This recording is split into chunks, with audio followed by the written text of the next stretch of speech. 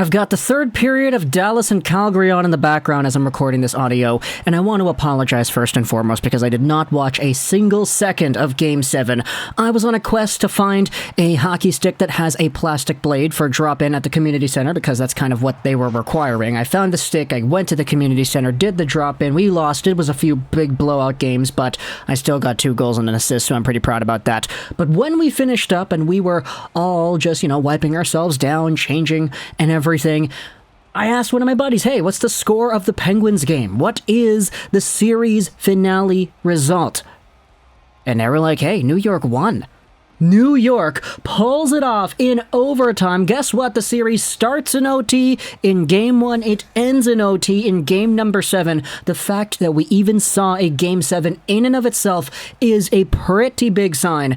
And just like the LA-Edmonton thing from yesterday, I wanted to go out there and give my extended props to the New York Rangers because this is a team that, for all intents and purposes, I said it several times, I didn't really think they deserved to be here.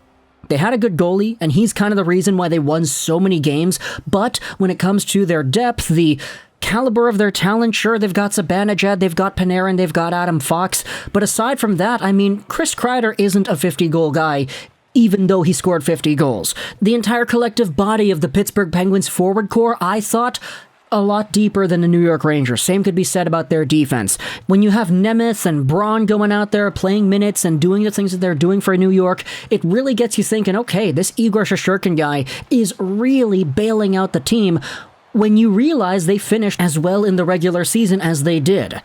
Igor did not have the best series for all intents and purposes. There were games where he got kind of blown out. There were chants going on of his name in Pittsburgh. The fans were trying to bring him down. It didn't work for a few of the later games, but even still, there was that reputation earlier on saying, hey, Igor just got nominated not only for the Vezina, but for the Hart as well. And now he's in the postseason doing this?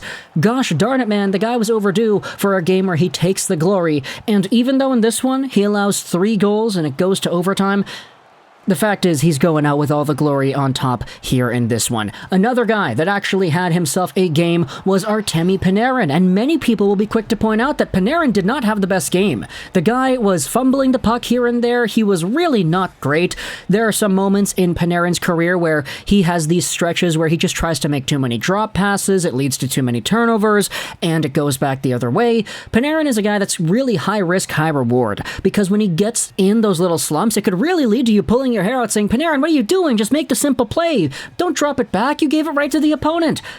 And then all of a sudden, Panarin goes out there and scores like 2 goals in the span of like 10 minutes. And then at the end of the game, we're like, okay, well, I guess he wasn't that bad. Although I didn't see the game in full, rewatching some of the tape, taking a look at what went on, I could kind of see where Rangers fans were coming from when they said, yeah, Panarin's Game 7 was one of the worst games of the entire series, but he gets the overtime winner, so it's okay. We can give him the pass there.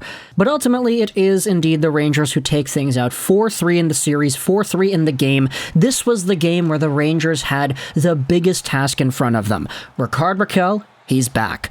Tristan Jarry, he's back. Sidney Crosby, he's back. I, like many other people, were kind of feeling, okay, they're just playing Sid because they need to win Game 7. They're just going to rush him back in there, aren't they? Like, I don't know how comfortable I am seeing Sidney Crosby go out there and play a Game 7 after the concussion scare and the history that he has had with concussions, but honestly, just reviewing some of the tape, Crosby played really well.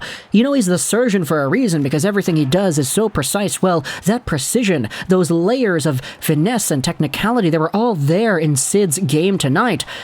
And it kind of has me thinking, okay, maybe they just sat him out for Game 6 because of those same precautions, rather than he was just not ready to play in Game 6. Like, they had a 3-2 series lead. They didn't really have too much to lose. Heck, they even had the lead in some of these earlier games. But my gosh, the Rangers turned into absolute hound dogs, and they got it done. Sure, they had the lead in this game, 1-0. It was Chris Kreider who got things on the board with a slap shot. Very nice to see that setup on the slowest pass on planet Earth coming over to him from Mika Zibanejad. But the Penguins responded with the next 2 goals. It was 2-1 at the point where Jake Guenther had that beautiful, just amazing soccer play. Now, in my opinion, I thought that was a good goal. I think the contact of the puck with the stick was just barely underneath the crossbar height, or maybe it was at the crossbar height. I don't think there was enough certainty to 100% say, okay, yeah, that's not a good goal because he batted the puck in with a high stick.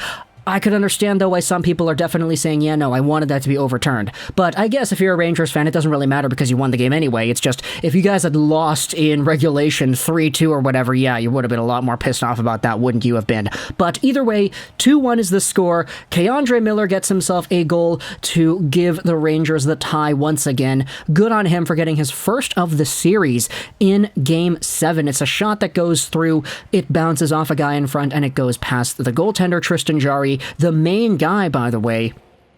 And then you have, towards the end of the second, Evan Rodriguez making up for the sins of the previous game where he went off on Lindgren, getting a short-handed marker, giving the Penguins the lead, and giving the Penguins 20 minutes to kill off. All they had to do was sustain their lead for 20 minutes, and then boom, they've got a date with the Carolina Hurricanes.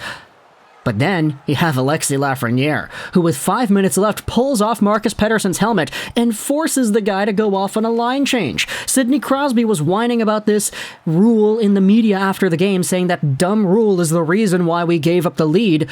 Because Lafreniere pulls the helmet off, Pettersson goes off to the bench, the Rangers are able to get extended pressure. Eventually, it finds itself out to Zibanejad at the hash marks, who grips it and rips it. It's up and over the glove of Jarry. It is a goal with 5 minutes left in the third.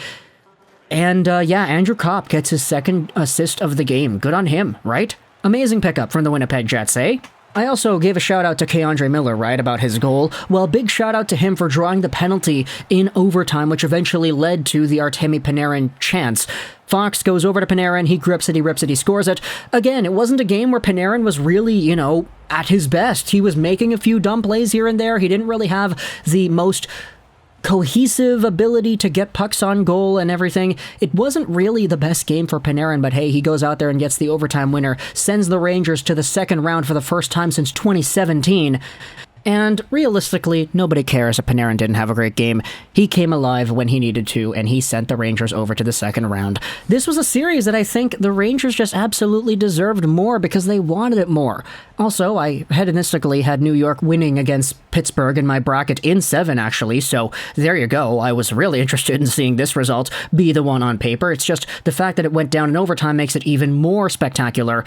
And now you have a conversation to have about Evgeny Malkin, Chris Letang, the future of the Penguins, where they're going from here. It's kind of funny because the Capitals, the Bruins, and the Penguins are all out of the playoffs in the first round. The NHL is really making a shift towards different teams and different vibes, isn't it?